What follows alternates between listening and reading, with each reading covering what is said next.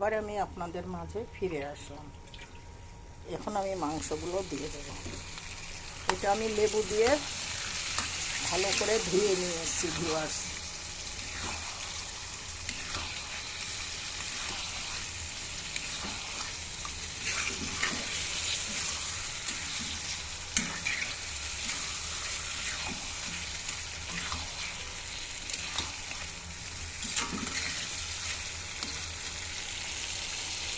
এটার মধ্যে একটু ঝালের পরিমাণটা একটু বেশি দিবেন, খেতে ভালো লাগবে। যেহেতু ব্রয়লার মুরগি, তো ব্রয়লার মুরগি একটু ঝাল লবণ না হলে খেতে ভালো লাগে না ভিউয়ার্স।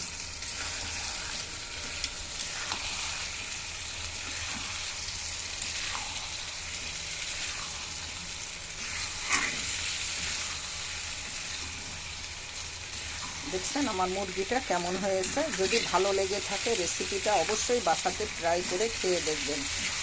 আচারি মুরগি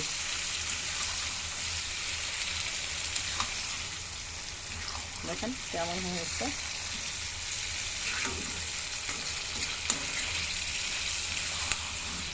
মুরগিটা অবশ্য বড়, প্রায় 4 কেজি 4.5 কেজি ওজনের, এই জন্য মাংসটা আরও ভালো লাগবে খেতে। ছোট মুরগি হলে ল্যালপা করে খেতে ভালো লাগবে না। বড় মুরগি দিয়ে আপনারা আচারি মুরগিটা রান্না করবেন, অবশ্যই অবশ্যই ছোট দিয়ে করবেন না, তাহলে খেতে ভালো লাগবে না।